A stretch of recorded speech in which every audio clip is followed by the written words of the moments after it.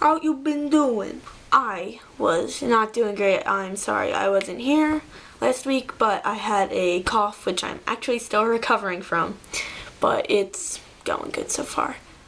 I just have this pain in my back, so I absolutely had no clue what to do either. I was actually going to make a video, but I had no idea what to do. So this time I didn't have anything to do, but I remembered that back in the day, I got a whole big list of random Beatles facts that I never knew before and saved them in a file. And they're like really random facts, rare facts. So I'm going to read them to you because they're actually pretty interesting. 1. The original title for Rubber Soul was going to be The Magic Circle. I like Rubber Soul better. The Beatles planned a third movie in 1966, but it was rejected. When John and George would go to the dentist, I don't know if this one's true, but when John and George would go to the dentist, they were so scared they would get each other presents after they got out of the dentist.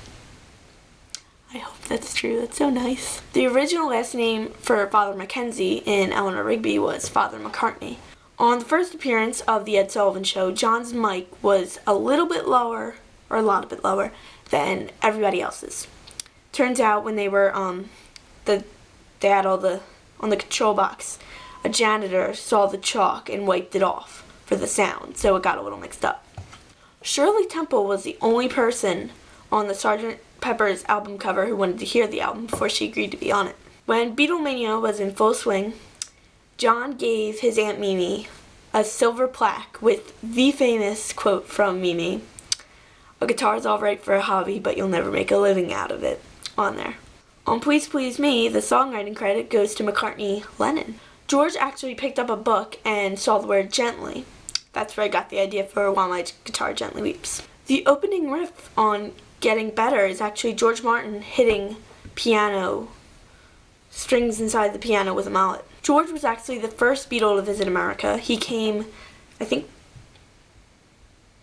September of 1963 to visit his sister, Louise. And actually in that book I showed in my last video, I think, yeah, it actually has letters about, I gotta come visit you sometime and stuff like that, so that's pretty cool. John Lennon claimed he saw a UFO in 1974 and ran outside shouting, "Here I am, come and get me." This one, I don't know if this is true or not, but George got drunk in Hamburg one night and threw up, and nobody wanted to clean it, so they called it the Venus thingy. Ringo wanted to be a hairdresser. The original title for With a Little Help from My Friends was Badfinger Boogie, and which created the name for the band Badfinger. The first Beatles to be interviewed by Rolling Stone magazine were George and Ringo. The Beatles had only 10 minutes to get the cover shot for Abbey Road. John's favorite food was cornflakes. That's my favorite food. Ticket to Ride was the first Beatles song to last longer than 3 minutes. John and George were both very scared of airplanes. And even in this one book I got, it said when he was interviewing the Beatles, when George was up on the plane, he was gripping the seat, holding it really, because he was so nervous. After the John Lennon Bigger Than Jesus statement, I don't know what that is. The Bigger Than Jesus statement, South Africa banned Beatles airplay anywhere on the radio till 1971. John's favorite color was green, Paul's was blue, George's was purple, and Ringo's was red. Paul McCartney wrote Here, There, and Everywhere lounging by John's pool. The inspiration for the song was the Beach Boys' God Only Knows, which is a fantastic song. I recommend it. Before heading back in the USSR, Paul had breakfast with Mike Love from the Beach Boys, and Mike suggested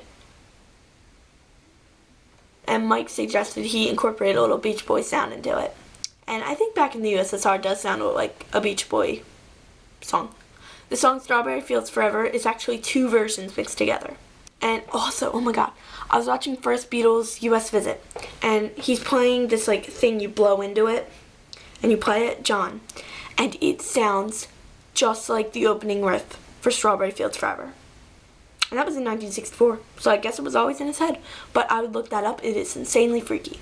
during a newspaper contest for the biggest band in Liverpool, back before the Beatles were really known, the reason they won was because they would call in with different names trying to get themselves to win. Haha, clever, clever. That's about it, really, for this video. I hope you enjoyed those facts. If you knew some, good for you. If you didn't know some, now you know. I hope to be back next week. So yeah, enjoy life. I got a cough coming on.